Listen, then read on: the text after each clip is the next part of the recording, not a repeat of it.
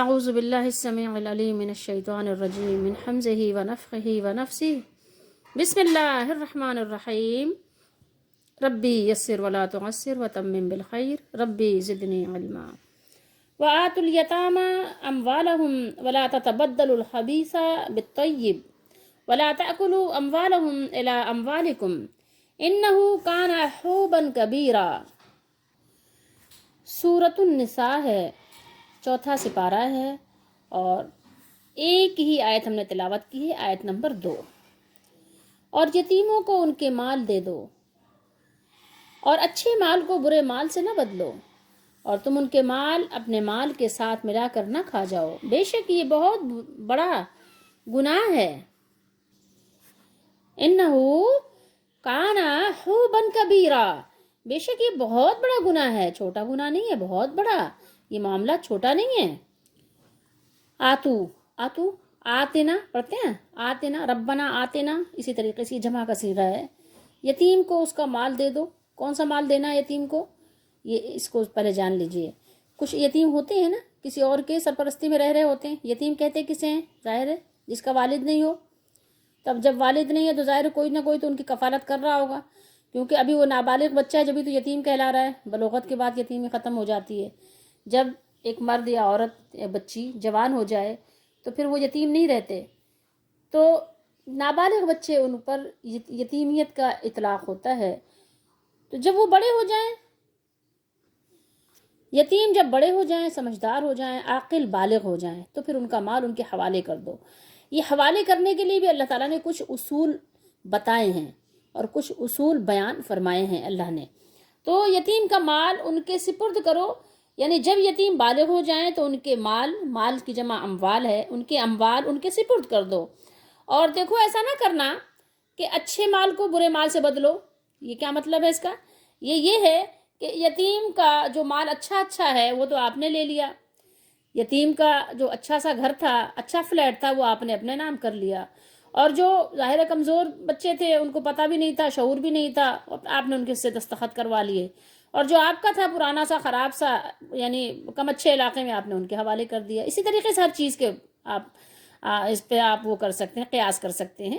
کوئی بھی چیز، صرف یہ گھر کی بات نہیں ہے، زمین ہے، پھر اس کے علاوہ یعنی اور گھریلو سامان بھی ہو سکتے ہیں، جیسے سوٹ کیس ہوتے ہیں، الماری ہوتی ہے، فرنیچر ہوتے ہیں، کوئی بھی چیز، جو بھی چیز ہے۔ تو ایسا نہ کرو کہ یتیم کا جو اچھا مال تھا تو ان کے ناسمجھی کا فائدہ اٹھاتے ہوئے تو آپ نے اپنے قبضے میں کر لیا، اور اس کی جگہ ردی چیز، یہاں اللہ نے کیا فرمایا؟ خبیث۔ خبیث کا کیا مطلب ہے؟ ردی، بیکار، ڈی ویلیو جس کی ہو، ٹھیک ہے، اس کو وہاں پر یتیم کے حوالے کر دو، یتیم کو دے دو، ٹھیک ہے۔ اور خبیث اور حلال اور حرام کے معنی میں بھی استعمال ہوتے ہیں، ٹھیک ہے۔ خبیث یعنی حرام، طیب حلال، جس موقع کے لیے یہ صیغہ استعمال ہوگا یہ اسی معنی میں بھی اس کو لیا جائے گا۔ یہاں بیان کیا ولا تاکلوا، اور نہیں کھاؤ، اور نہ کھاؤ کیا مطلب؟ اور نہیں کھاؤ یا اور نہ کھا جاؤ، اموال ان کے مال، یہ جمع ہے نا، مال کی جمع، جہاں بھی اموال آئے گا آپ سمجھ جائیے گا کہ یہ مال کی جمع ہے، یعنی بہت سارا مال، ٹھیک ہے۔ تو الا جو ہے یہاں پر الا یعنی ان کے اموال، یہاں پر الا بمعنی معا ہے، معنی یہ ہوگا کہ ان کے اموال کو ناجائز طریقے سے کھانے کے لیے اپنے مالوں کے ساتھ مت ملاؤ، تو اس کو ملا لیا۔ اگر ایسا کر لیا تو کیا ہوگا؟ گناہ کبیرہ ہوگا۔ انہو کان حوبا کبیرہ۔ اسلام کتنا خوبصورت دین ہے، کتنا خوبصورت یہ راستہ ہے، کتنا خوبصورت طریقہ ہے، ہر ایک کا لحاظ کرتا ہے اسلام، ہر ایک کے حقوق کا خیال رکھتا ہے، اور ہر ایک کی حقوق کی ادائیگی کے لیے بھرپور طریقے سے اصلاح اور نصیحت فرماتا ہے۔ یتیم چھوٹے بچے ہوتے ہیں، دیکھو تم تبدیل نہیں کرو، ولا تتبدلوا الخبیث، اچھے مال کو اس کو کیسے تبدیل نہیں کرو؟ گھٹیا مال سے، ٹھیک ہے۔ ان کا مال اگر اچھا ہے تو اس کا اچھا لے کر اس کی جگہ آپ نے کیا کیا؟ اس کا گھٹیا چیزیں، ٹھیک ہے، عمدہ لے کر گھٹیا چیزیں آپ نے اس کے حوالے کر دی۔ ایسا نہ کرو، ان کے مال سے اچھی چیزیں لے لو اور محض گنتی پوری کرنے کے لیے گھٹیا چیزیں ان کے بدلے میں رکھ دو، उन घटिया चीज़ों को खबीस और उम्दा चीज़ों को तैयब अल्लाह ताला ने बयान किया है। यहाँ इशारा कर दिया कि इस तरह बदला गया माल जो अगरचे असल तो तैयब पाक और हलाल है, लेकिन तुम्हारी इस बददियानती ने उसमें खबासत दाखिल कर दी और वो अब तैयब नहीं रहा, बल्कि तुम्हारे हक में वो नापाक यानी खबीस और हराम हो गया।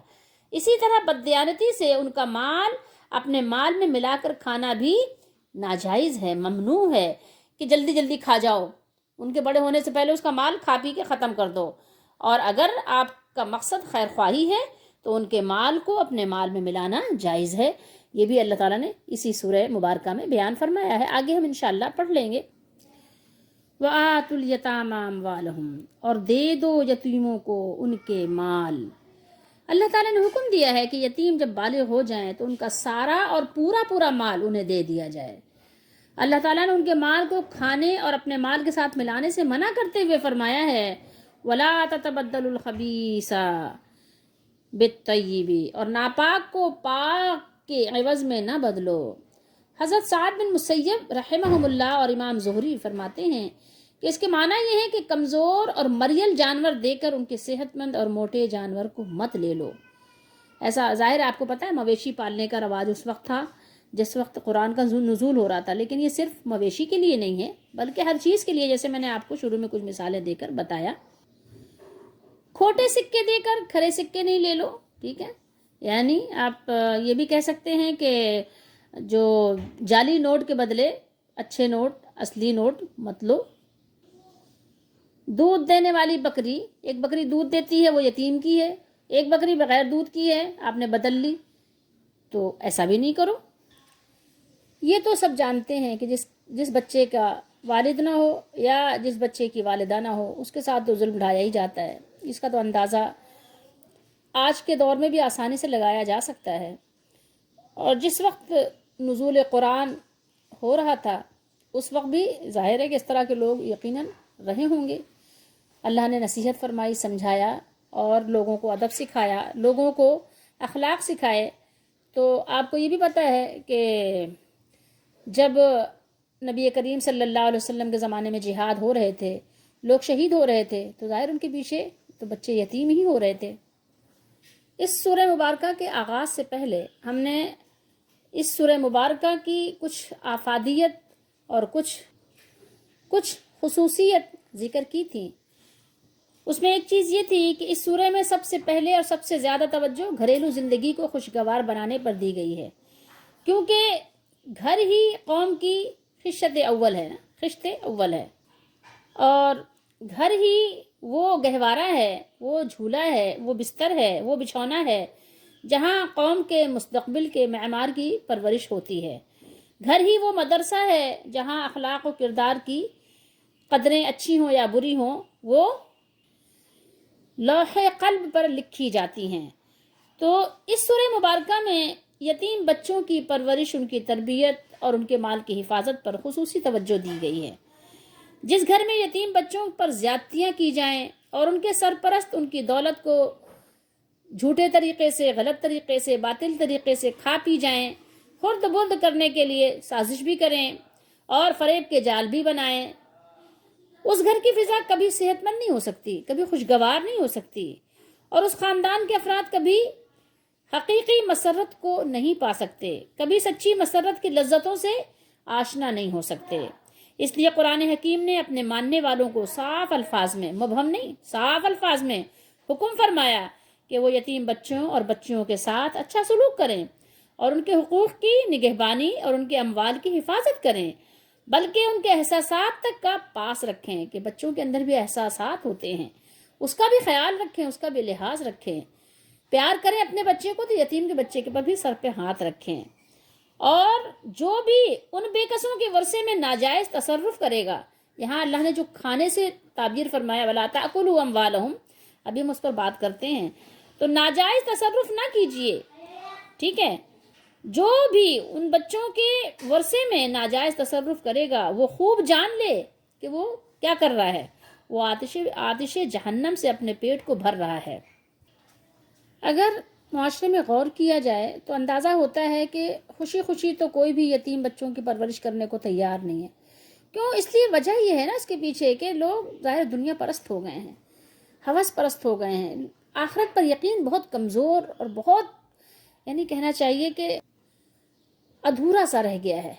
اس لیے معاملات بہت کہنا چاہیے کہ ابتر سے ابتر ہوتے چلے جا رہے ہیں، کمتر سے کمتر ہوتے چلے جا رہے ہیں.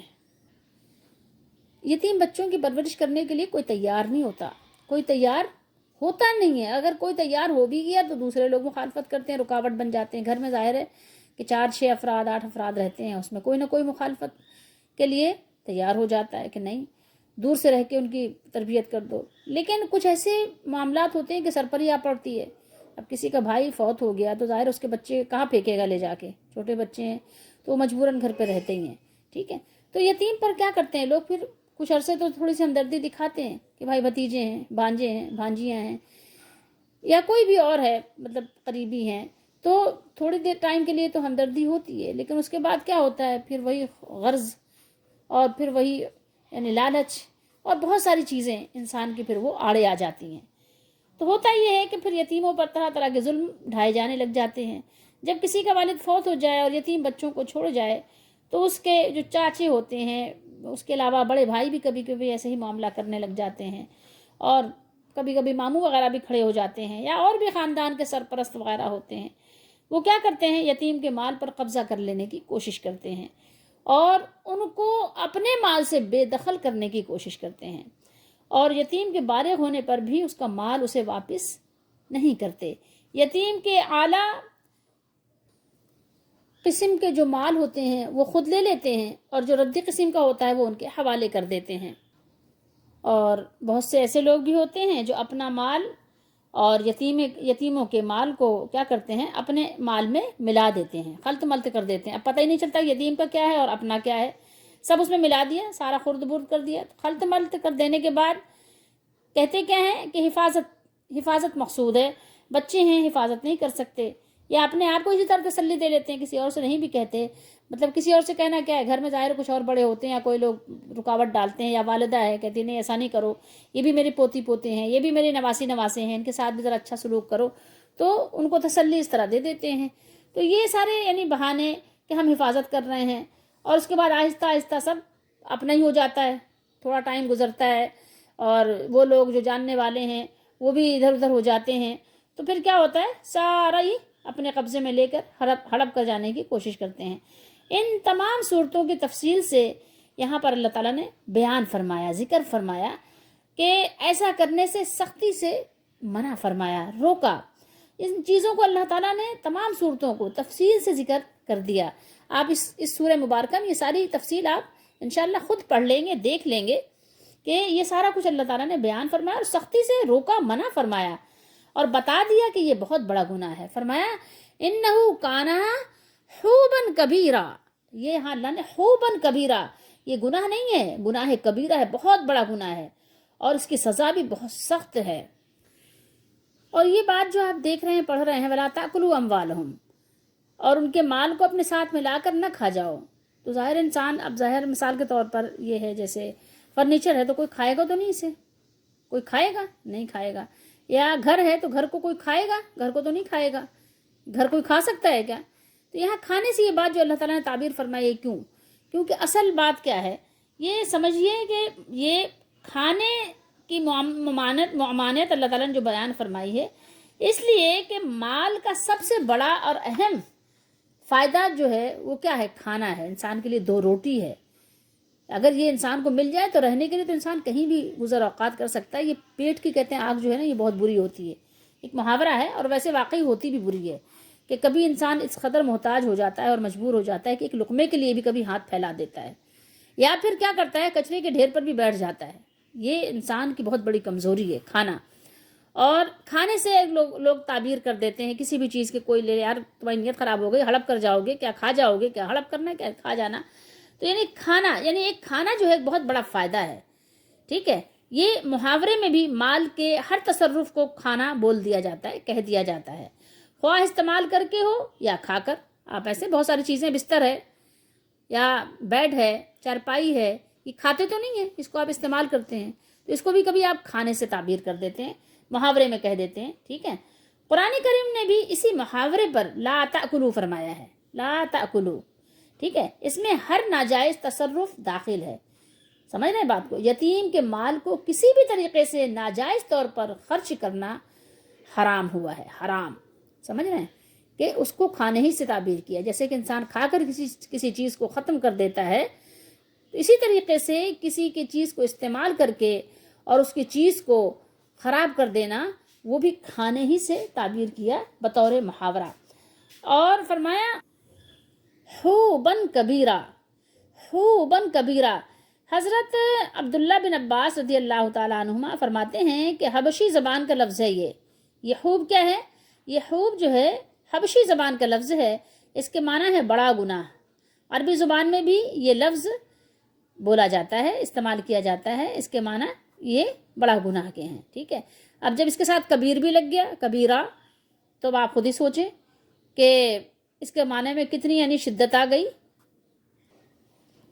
یہاں اس کو اس طرح اس معنی میں سمجھیے کہ یتیم کا مال، یتیم کے مال میں کسی بھی قسم کا ناجائز تصرف کرنا حرام ہے، ٹھیک ہے، اور یہ کھا جانے کی طرح ہے کہ ناجائز طریقے سے آپ نے اس کا مال کھا ڈالا، کھا لیا، کھا کر ختم کر دیا۔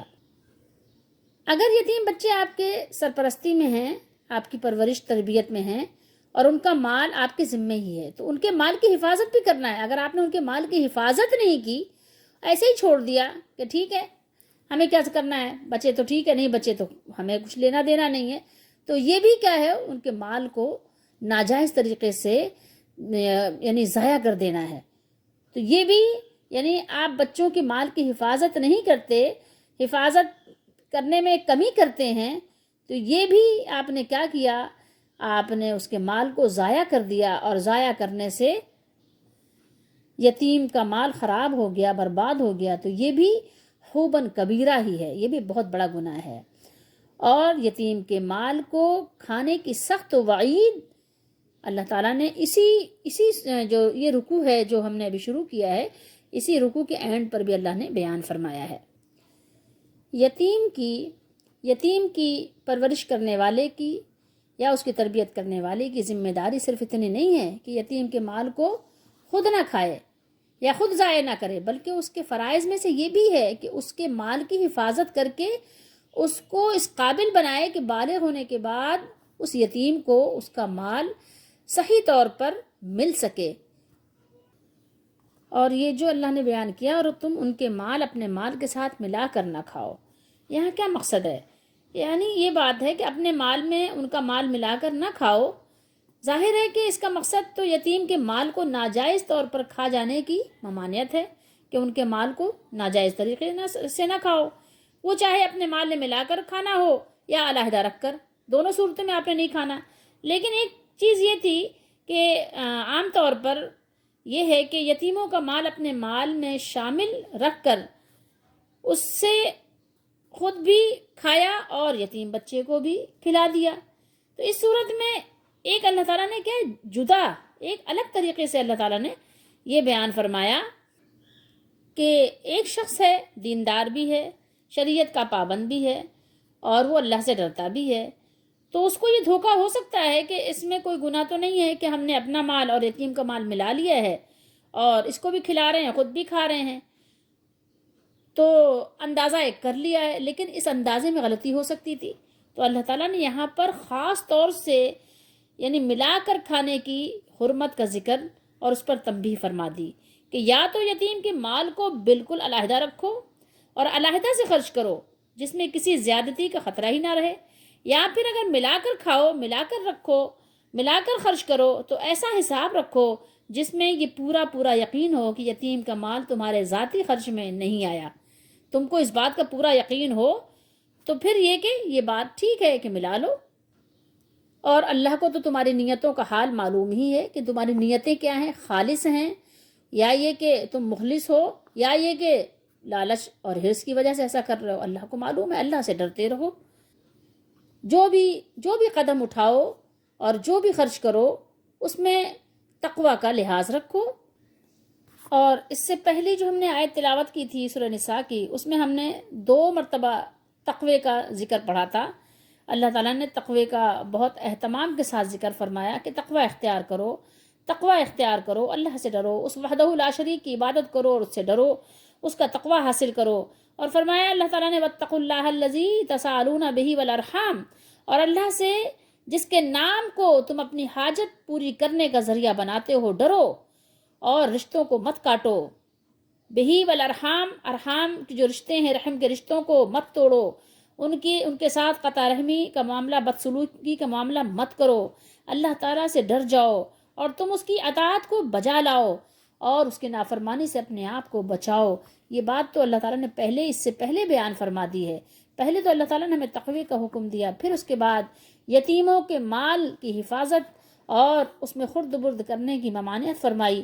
اب ذرا غور کرنے کا مقام یہ ہے، ہمارے لیے اس میں سبق یہ ہے کہ ہم کیا کر رہے ہیں، ہم کیا کر رہے ہیں، ہم اللہ کے اس حکم کو پورا کر رہے ہیں، یا یہ کہ ہم لالچ اور حرص میں اتنے منہمک ہو گئے ہیں کہ ہمیں اپنے فرائض، اپنے حقوق، یعنی جو ہم پر اللہ تعالیٰ نے لگائی ہیں ذمہ داریاں، حقوق یہ نہیں، اپنے حقوق تو سب کو یاد ہیں کہ میرے حقوق، میرا حق یہ ہے، میرے حقوق کا خیال کیجئے، نہیں، آپ نے خیال رکھنا دوسروں کو حقوق کا بھی، اپنا تو اگر ہو سکے تو معاف کر دیں، لیکن دوسروں کا تو خیال رکھیں، دوسرا ہو سکتا ہے نہ معاف کرے آپ کو، کیونکہ انسان بڑا حریص ہے، اور قیامت کے دن یہ ہو سکتا ہے آپ کو ایک پیسے کے عوض میں بھی پکڑ لے اور پکڑا دے، سمجھ رہے ہیں؟ تو اس لیے اس بات کا بڑا لحاظ رکھا کریں، خیال رکھا کریں۔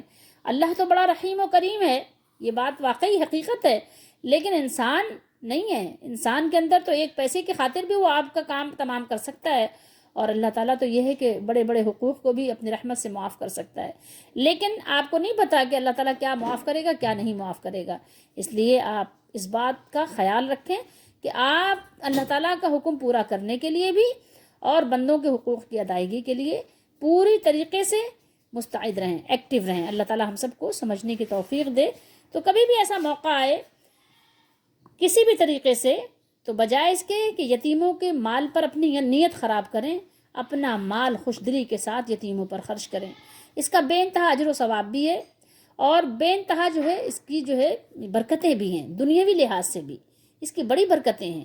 یتیم بچے ہوں یا یتیم بچیاں ہوں، ان کے سر پر شفقت کا ہاتھ رکھنا، ان کی سرپرستی کرنا، ان کی دلجوئی کرنا، یہ اللہ تعالیٰ کی رحمت کو اپنے لیے کیا کرنا ہے، اپنے لیے واجب کرنے کی طرح ہے کہ اس کی رحمت پھر واجب ہو جاتی ہے۔ اللہ تعالیٰ پر دیکھیں کوئی چیز واجب نہیں ہے، اللہ تعالیٰ پر کوئی چیز لازم نہیں ہے، لیکن اس نے اپنی رحمت سے ایسا کر رکھا ہے کہ جو لوگ خیر و بھلائی کے کام کرتے ہیں تو اللہ تعالیٰ ان پر ضرور اپنی رحمتوں کا دروازہ کھول دیتا ہے، ان پر ضرور اللہ رحمتیں فرماتا ہے۔ تو بجائے اس کے کہ ہم لالچ کریں، ہم نیت خراب کریں، ہم خود اپنا مال ان پر خرچ کریں، ہم خود ان کو جوڑے بنا کر دیں، ہم خود ان کے کھانے کا پینے کا اہتمام کریں، اور ان کے مال کی بہترین طریقے سے نگہبانی اور حفاظت کریں، جیسے اپنے مال کی کرتے ہیں۔ اپنے مال کی تو بہترین طریقے سے کرتے ہیں نا، لاکر میں رکھتے ہیں، بینک میں رکھتے ہیں، اور اس کے علاوہ بھی بہت سیفٹی کا خیال رکھتے ہیں۔ تو اسی طریقے سے یتیم کے مال کی حفاظت کا بھی پورا اہتمام کریں، اور ان کے مال پر نیت خراب نہ کریں کہ ہاں مل جائے تو ہم ہی لے لیں، ٹھیک ہے، مل جائے تو اپنے بچوں کے نام کر دیں، مل جائے تو جو ہمیں پسند ہے اپنے پسندیدہ لوگوں کے نام کر دیں، ٹھیک ہے، اپنی شادی کریں اور وہ جو ہے وہ مہر میں دے دیں۔ تو ایسا نہیں کرنا چاہیے۔ تو اس کا خیال رکھیے، کیونکہ دنیا کی جو زندگی ہے نا، اس کو اللہ تعالیٰ نے بار بار لوگوں کو احساس دلایا ہے، یہ عارضی ہے، یہ تھوڑی ہے، یہ قلیل ہے، یہ ختم ہونے والی ہے۔ اس سے پہلے ہم نے جو آیت ختم کی ہے وہ کس پر ختم کی ہے؟ ان اللہ کان علیکم رقیبا۔ اللہ تعالیٰ نے بیان کیا کہ دیکھو کچھ شک نہیں ہے اس میں کہ اللہ تمہیں دیکھ رہا ہے، تو وہ تمہارے تمام اعمال و احوال کی نگہبانی فرما رہا ہے، جیسا کہ اللہ تعالیٰ نے خود سورہ بروج میں فرمایا کہ اور اللہ ہر چیز پر شاہد ہے، واللہ علی کل شیء شہید۔ تو اب دیکھیے مقام غور ہے کہ اگر مجھے اور آپ کو اللہ کا ڈر ہے اور اس کے حکم کا لحاظ ہے، اور اپنی کمزوریوں پر کچھ ہمیں اس کا احساس ہے کہ ہماری کمزوریاں کیا ہیں، ہم کتنے کمزور ہیں، ہم تھوڑی سی تکلیف برداشت نہیں کر سکتے، اگر یتیموں کا مال کھا لیا اور یتیموں کے علاوہ بھی کسی کا مال ناجائز طور پر کھا لیا تو ہمارا کیا بنے گا؟ یہ دنیا تو عارضی ہے، ہمیں تو یقین ہے مرنے کا، اور مرنے کے بعد اٹھنے کا بھی یقین ہے، ہم نے تو مر جانا ہے۔ یہ موت تو ایک ایسی حقیقت ہے کہ میرا خیال ہے کہ کوئی بھی ایسا مذہب آج تک ابھی دنیا میں وجود اس نے نہیں، یعنی میں نہیں آیا، یعنی اس کا وجود ابھی دنیا میں نہیں دیکھا گیا کہ کوئی ایسا مذہب بھی موجود ہو جس کا مرنے پر یقین نہ ہو۔ یہ اور بات ہے کہ دیر سے مریں گے، زیادہ جئیں گے، یہ اور بات ہے، لیکن میرے خیال میں تو مرنے کا سب یقین رکھتے ہیں کہ مرنا تو ہے، مرنا تو ہے، بوڑھے تو ہونا ہے۔ اگر زیادہ جئیں گے تو بوڑھے بھی ہو جائیں گے، مریں گے بھی۔ اپنے سامنے بوڑھوں کے بھی حالات دیکھتے ہیں اور مرنے والوں کے بھی حالات دیکھتے ہیں کہ مرنے والا جب مر کر جاتا ہے تو کچھ بھی لے کر نہیں جاتا، اس کا جتنا بھی بینک بیلنس ہو، جتنا بڑا بھی وہ اس کے حوالے سے، مال کے حوالے سے ورلڈ چیمپئن ہو کہ ہاں پورا اس نے ریکارڈ قائم کیا ہے دنیا میں اپنا، ٹھیک ہے، اس کا ورلڈ ریکارڈ ہے کہ وہ بھائی سب سے مالدار ترین بندہ تھا، لیکن پھر بھی تو وہ کچھ اپنے ساتھ لے کر نہیں جاتا۔ تو یہ مثالیں تو ہمارے سامنے ہیں، پھر بھی ہم عبرت حاصل کیوں نہیں کرتے؟ اس لیے کہ صرف اور صرف غفلت ہے، شیطان کا دھوکہ ہے۔ اپنا بچاؤ کرو، اپنی سیفٹی کرو، اپنے آپ کو سیکیور کرو، کیونکہ آپ اپنی قبر میں ہوں گے، کوئی دوسرا نہیں ہوگا۔ اپنے مال سے فائدہ اٹھاؤ، اپنا مال خوب ایسے لوگوں پہ خرچ کرو جس کی وجہ سے آپ اللہ کی رحمت کے حقدار بن سکو، اللہ کی رحمت آپ کی طرف متوجہ ہو سکے۔ اور یتیموں کی اگر خوش قسمتی سے یتیم آپ کے حصے میں آ گئے ہیں تو یہ آپ کی بہت خوش نصیبی ہے کہ دنیا میں آپ اپنے لیے جنت کا یعنی حاصل کرنا بہت آپ نے آسان بنا لیا۔ لیکن یہ بات یاد رہے کہ یتیموں کے ساتھ اچھا سلوک کر کے جیسے کہ آپ جنت کے مستحق بن سکتے ہیں، اسی طریقے سے ان کے ساتھ بدسلوکی کر کے جہنم کے بھی مستحق بن سکتے ہیں۔ دونوں باتیں احادیث مبارکہ میں موجود ہیں۔ اس لیے ہمیں چاہیے کہ اگر ہمارے حصے میں کبھی کوئی یتیم آ جائے زندگی کے کسی بھی دور میں، تو یتیم کے ساتھ بہترین سے بہترین سلوک کریں، یتیم کے ساتھ بہترین ان کی پرورش کریں، بہترین تربیت کریں، بہترین ان کے ساتھ آپ ان کے شفقت والا معاملہ کریں جیسے اپنے بچوں کے ساتھ کرتے ہیں۔ اپنے بچوں کے ساتھ تو ظاہر ہے کہ کوئی بھی والدین برا سلوک نہیں کرتے۔ یہ اور بات ہے کہ واقعات میں ایسے واقعات ملتے ہیں کہ جب انسان کے اپنے اوپر بن پڑتی ہے نا کہ اب خود بادشاہ بننا ہے اور بیٹا آڑے آ رہا ہے تو وہ ظاہر ہے بیٹوں کو بھی مروا دیا، باپ آڑے آ رہا ہے تو باپ کو بھی مروا دیا، ایسا تو آپ کو ملے گا۔ لیکن چھوٹے بچوں پر تو ظاہر ہے ایک فطری بات ہے، کوئی بھی ظلم نہیں کرتا۔ تو یہ یتیم بچوں کا بھی خیال رکھیے، اس کے بارے میں قرآن نے بہت کچھ بیان کیا ہے، ہم آگے بھی پڑھ لیں گے، پیچھے بھی پڑھا ہے، اللہ تعالیٰ ہم سب کو توفیق دے۔ تو اپنی زندگی سے فائدہ اٹھاتے ہوئے، یہ جو مہلت ملی اس سے فائدہ اٹھاتے ہوئے اور یہ وقت ملا اس سے فائدہ اٹھاتے ہوئے بھرپور تیاری کر ڈالیں، تاکہ چلیں 100% نمبر نہیں آتے تو چلیں 100% نہیں آتے، 51% تو لے لیں۔ دیکھیں 51% نمبر پر آپ کی جو ہے نا وہ ہیں، یہ آپ کو نجات ملے گی، یعنی جو پاسنگ مارکس ہیں وہ ہیں 51%۔ یہ جو دنیا میں آپ کو میٹرک تک کے غالباً ہے نا 33%، یہ نہیں رول چلے گا۔ جو آپ ہائر ایجوکیشن حاصل کرتے ہیں اس میں 51% بنتا ہے کم از کم، کوئی ایس سی اے کر رہا ہے، کوئی سی اے کر رہا ہے، یعنی بڑی ڈگریز ہیں اس میں آپ کو 51% نمبر چاہیے ہوتے ہیں، اور کہیں ظاہر کمی بیشی بھی ہوتی ہے اس کی، ٹھیک ہے، کسی نے کچھ اور اس کی جو ہے وہ رکھی ہوتی ہے شرط، ہر ایک کی اپنی الگ الگ شرائط ہوتی ہیں، لیکن کم از کم 51% آپ کے ہونے چاہیے تاکہ آپ پاس ہو سکیں۔ تو میں اور آپ بھی کوشش کریں کہ 51% تو نمبر لے آئیں، کیونکہ جس کے برابر نامہ اعمال ہوگا نا وہاں قیامت کے دن اس کا معاملہ بھی برابر میں ہوگا، ٹھیک ہے۔ تو اب وہ ظاہر اللہ کی رحمت پر لٹکا ہوا ہوگا، ایک نیکی کے لیے بھاگ رہا ہوگا ادھر ادھر، اور ہر ایک ظاہر ایک نیکی دینے سے بھی کترا رہا ہوگا، کیونکہ اللہ اس کے رسول کی باتوں پر ہمیں تو پورا یقین رکھنا ہے نا، ادھر ادھر تو نہیں کرنا، ادھر ادھر کرنے سے کام بنے گا نہیں کوئی نا۔ بھائی اگر چوزے ہیں، چوزے پھر رہے ہیں اور بلی آ گئی ہے تو چوزے اگر آنکھ بند کر لیں گے تو کیا کام بنے گا؟ ان کو تو ظاہر اپنا راستہ بنانا ہے، بھاگیں گے تو کام بنے گا، ٹھیک ہے، اپنا بچاؤ کریں گے تو کام بنے گا، کہیں اپنے آپ کو چھپائیں گے تو کام بنے گا۔ ان کو اپنی سیفٹی کے لیے پہلے کیا دیکھنا ہے؟ ان کو سیفٹی کے لیے اپنی جگہ تلاش کرنی ہے، ٹھیک ہے۔ آنکھ بند کر لینے سے کیا ہوگا؟ یار نظر انداز کر دو، جانے دو، اگنور مارو اس کو، کچھ کیا نہیں ہوتا، جب مریں گے تو دیکھا جائے گا، نہیں، پہلے سے تیاری کرنی ہے نا، ورنہ جب وقت آ گیا تو پھر کیا ہے، پھر کیا ہوگا؟ ہم آنکھیں بند کریں گے تو ظاہر بلی اٹھا لے جائے گی، آنکھیں بند کر لینے سے کیا ہوتا ہے؟ منظر تھوڑی بدل جائے گا، آنکھیں بند ہوئی ہیں نا، منظر نہیں بدلا ہے۔ تو اس لیے آپ کے اس کو آپ اہمیت نہ دینے سے کیا ہوگا کہ اللہ کا قانون بدل جائے گا، اللہ کا رول بدل جائے گا؟ کبھی بھی نہیں ہوگا۔ ایسا کیسے ہو سکتا ہے؟ ممکن ہی نہیں، اللہ کی باتیں تھوڑی بدلتی ہیں.